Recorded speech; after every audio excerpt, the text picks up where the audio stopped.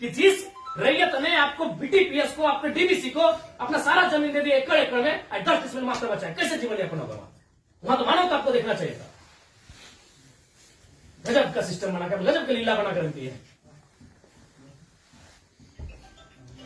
साफ शब्दों में कहा जाए तो विस्थापन है वो साइलेंट किलिंग है झारखंड, साइलेंटली खत्म किया जाता है। एक ऐसा मर्डर है जिसका कोई ना अखबार में चर्चा हो पाता है, ना कोई सरकार के दरबार में चर्चा हो पाता है। साइलेंट मर्डर है विस्थापन, साइलेंटली मारा जाता है, एकदम पीढ़ी से पीढ़ी बर्बाद किया जाता है। बोलिए, आप सक्षम पदाधिकारी हैं, योग्य पदाधिकारी है, आपने सामर्थ्य है, स्पष्ट शब्दों में कहिए क्या निष्कर्ष हम निकालते हैं। और बिल्कुल अपने अपने विवेक से और अपने अधिकार क्षेत्र का प्रयोग करके नेताजी को सड़क चाहिए, पानी चाहिए, आउटसोर्सिंग में रोजगार चाहिए, इसमें आप एक भी विषय में आप पॉजिटिव नहीं है, एक भी विषय में आप पॉजिटिव नहीं है। तो आपसे नीतिपूर्वक होगा कि नहीं महोदय? आपसे कोई शत्रुता नहीं है, आप भी किसी के पिता है, किसी के भाई है, हमें आपसे कोई शत्रुता नहीं है। आपसे होगा कि नहीं आप स्वीकार नहीं कर पा रहे हैं। बिजली पानी सड़क क्या मांग रहे हैं? ना ये लोग रैक मांग रहे हैं, ना टेंडर मांग रहे हैं, ना आउटसोर्सिंग एजेंसी में अपना कुछ नहीं मांग रहे। बताइए, आपने एकदम स्पष्ट बोलिए, आपसे कोई लड़ने का हमारा इरादा नहीं है कि आप सक्षम हैं कि नहीं है, कि हम लोग अन्य तरीके से लड़ाई को लड़ लें। देखिए, बर्बाद तो होना है, झारखंडियों का अपने राज्य में बर्बाद होना ये तो तय है। आप एकदम खुल के बोल दीजिए कि आपकी जो भी समस्या हम सुने, हम सक्षम नहीं है, अगर सक्षम भी है तो हमें प्रेशर ऊपर का हम नहीं करते। नहीं, देखिए महोदय, आपके जो डिमांड है हम हेडक्वार्टर भेज देंगे। कब क्या हेडक्वार्टर?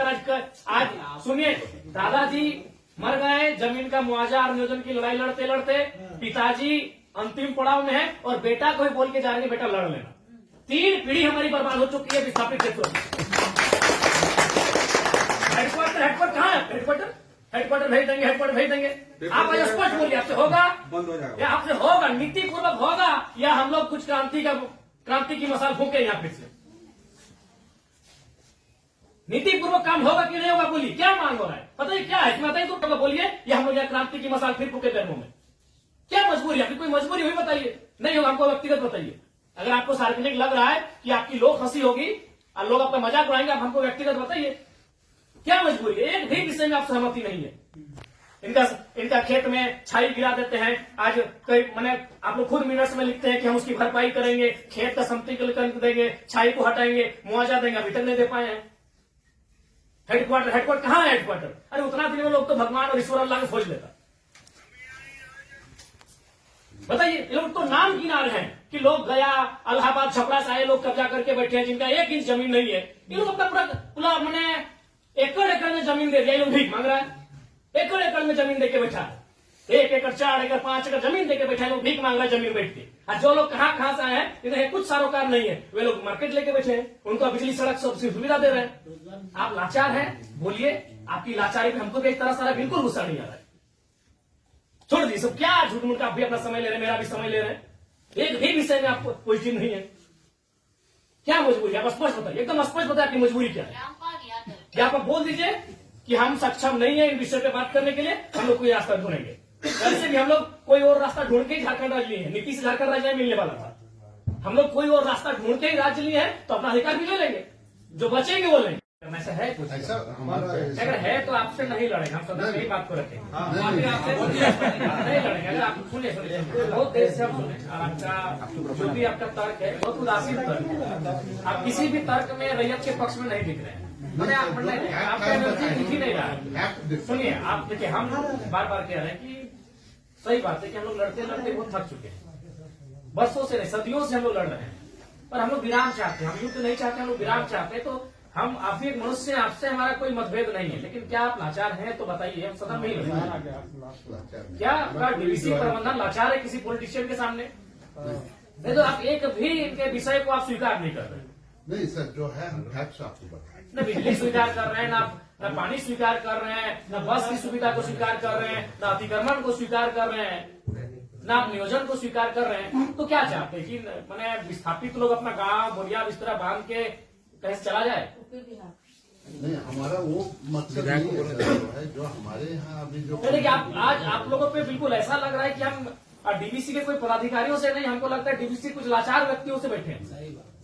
आप लोग भी अपने भाई बात, आज आप ऑटोमेटिकली जयराम महतो जब विधायक नहीं था तो हमको पदाधिकारी पे गुस्सा लगता था, लेकिन आज आप लोग पे दया लग रहा है, लेकिन आप लोग भी तो लाचार नहीं है। सही आज हमको नहीं, आज हमको ना टेबल पटकने का मन कर रहा है, ना आपसे हमको गुस्से में बात करने का मन कर रहा है, हमें आप पे दया लग रहा है। क्या आपकी मजबूरी क्या है? एकदम आप लोग मजबूर लग रहे हैं।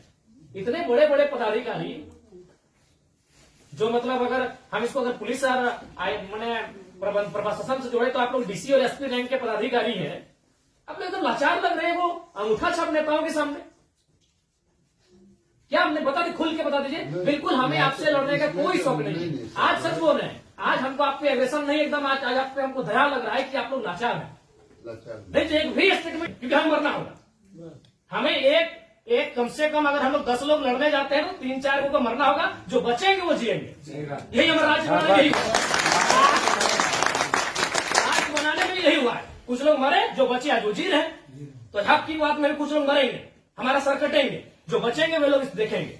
नहीं आप स्पष्ट कीजिए, आपका नीति ये बहुत देखिए, तब से हम सुन रहे थे। अब स्पष्ट कीजिए कि आपसे होगा कि नहीं होगा। टेक्नो दादा हम लोग को 6 साल से घुमा रहे हैं। लाचार प्रतीत हो रहे हैं। ऐसा लग रहा है कोई आपको घर में बैठ के चला रहा है, ऐसा लग रहा है कि आप रोबोट बन के बैठे हैं। आप पदाधिकारी नहीं है, आप डीवीसी के पदाधिकारी नहीं, आप रोबोट हैं। देखो बिल्कुल आपसे कोई सदना, हमें आपसे लड़ना भी नहीं है। कितना लड़ेंगे, सदियों से लड़ रहे हैं। अपना जमीन देके हम लड़ेंगे, अपना जमीन हम लोग देके हम लड़ेंगे। सबने में आप लोग महिलाओं को लात मार के भगा दे रहे हैं। भाई गजब, मानवता का कोई मुनाफा सबसे बड़ा चीज मुनाफा है, कहीं मानवता नहीं है।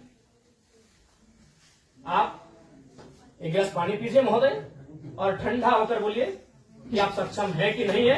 बिल्कुल आपको दोष नहीं देंगे, बल्कि आप फले फूले ये दुआ देंगे और आज हम लोग कोई दूसरा रास्ता अपनाएंगे। नहीं देखिए नहीं आप लोग, अब हम लोग भी वही कब्जा कराएंगे जहां कब्जाधारी है। बस हम लोग भी वही बिजली का तार लगाएंगे जहां गलत तरीके चल रहा है। हम भी उसी क्वार्टर को कब्जा करेंगे जहां कोई कब्जा करके बैठा है। बहुत गलत, नहीं अब गलत आप लोग कर रहे हैं, बताइए आप खुद स्वीकार कर रहे हैं। अनऑथोराइज है, तो अनऑथोराइज लोग कैसे फल फूल रहे हैं? बाथरूम हटा के घर कोई बना दे रहा है, मार्केट बना है बाथरूम हटा के, और आपको कोई जानकारी नहीं, आपको कोई सूचना नहीं। महोदय समय मत गवाइए, सब दिहाड़ी काम करने वाले लोग हैं, दिन में कहीं खट्टे कमाते हैं तो रात को चूल्हा जलता है। समय मत गवाइए, आप बोल दीजिए कि हमारे अधिकार क्षेत्र से ये विषय बाहर है, आपको जो करना है कर लीजिए, ये कर लेंगे। अगर इनमें सामर्थ्य है, इनमें जान है, इनमें क्षमता है, कर लेंगे, और नहीं तो गुलामी स्वीकार करेंगे। आजादी और गुलामी दो ही तो चीज है। अपना खेत खलिहान देख के भी गुलामी स्वीकार करें, बता देना। आप एकदम, आपसे कोई सदुर, आराम से ठंडा पानी पीजिए, बिस्किट है आपके टेबल में खाइए, और एकदम ईमानदारी से दिल पे हाथ रख के कह दीजिए कि आपसे होगा कि नहीं होगा, और होगा तो कौन सा काम होगा, और नहीं होगा तो एकदम स्पष्ट बोलिए। कोई और रास्ता हम लोग देखेंगे। मांगे कि हम लोग हिस्सेदारी मांगे, अरे मांगा क्या, बस का सुविधा है वो मांगा। एगो बोला बिजली चाहिए, पानी चाहिए, 3-4 को मुद्दा, और वो कोई टेक्नो कंपनी आया है वहां एक परसेंटेज में रैयत अपना हक मांग रहा है। टेक्नो को बैठाइए, आप गार्जियनशिप रहिए, रैयत रहेंगे, टेक्नो रहेगी और बातचीत होगी। और उसके बाद भी आप पे कोई दबाव है, बोल दीजिए, क्योंकि अगर इतने बड़े पदाधिकारी अगर सक्षम नहीं है समस्या का समाधान करने के लिए, तो झारखंड को कोई दूसरा रास्ता अपनाना ही होगा। और अगर आज ये जल्दी अपना लेते हैं तो अच्छा है, नहीं तो 20 साल बाद इनके पास कुछ बचेगा भी नहीं। ये अगर अभी अपना लेते हैं तो अच्छा है, जो भी रास्ता होगा कोई दूसरा रास्ता इन्हें अपनाना होगा। अब आज के सक्षम पदाधिकारी अगर नहीं है, इनके समस्या का समाधान कर पाने में समर्थ नहीं है, तो कहां जाएंगे बताइए। काम देने वाले को समय देंगे एक बार फिर से बोलिए, लेकिन उस समय से फिर एक दिन बाहर नहीं जाएंगे।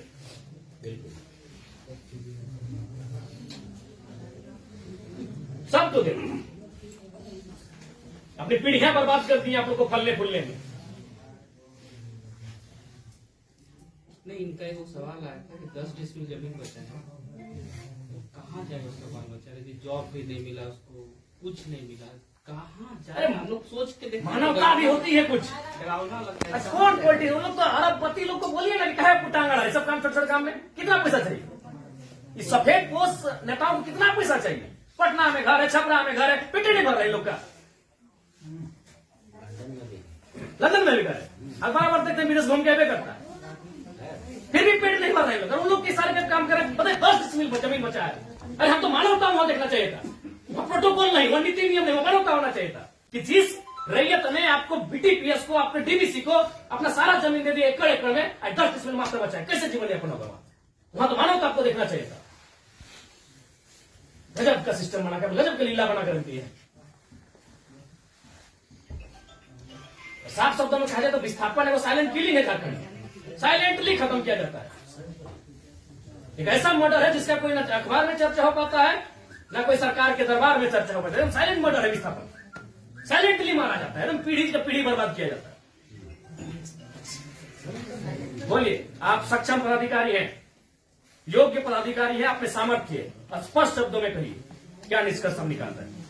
और बिल्कुल अपने अपने विवेक से और अपने अधिकार क्षेत्र का प्रयोग करके, वो नेताजी को इधर उधर टेलीफोन करके नहीं, हमारा जो हेडक्वार्टर को जो आपके जो ये पॉइंट्स है, हम ये करके चर्चा करते हैं उनको जो कितना दिन महोदय हेडक्वार्टर में जो है हम लोग बातचीत करके इसको जो है बातचीत करते करते हमारी कई पीढ़ी बर्बाद हो गई। हम अंतिम सांसें गिन रहे हैं, क्योंकि उनसे बातचीत करके हेडक्वार्टर का जो सीनियर ऑफिसर है उनको अवगत कराते हुए हमको उनका समय लेके आते हैं। तो हमारे यहाँ का लेवल पर रहता तो आपसे जो है हम टाइम दे दें। कितना महोदय फिर भी अनुमान, हम लोग तो कोशिश करेंगे जितना जल्दी इसको। फिर भी एक समय सीमा है, जनवरी का आधा, जनवरी का लास्ट, फरवरी का स्टार्ट।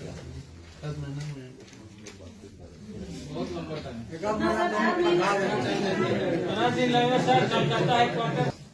26 जनवरी भारत एक गणतांत्रिक देश के रूप में सामने आया था।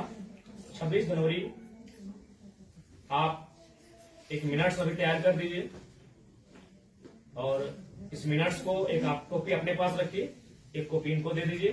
और 26 जनवरी एक पर्याप्त समय है, आप उस दिन के बाद से रैयत उस दिन तिरंगे को सलामी देते हुए एक नई प्रेरणा और प्राण लेने का काम करेंगे। यदि आप फेलियर होते हैं तो 26 जनवरी ये तय सीमा कीजिए, उसके बोलिए आपको क्या कैसा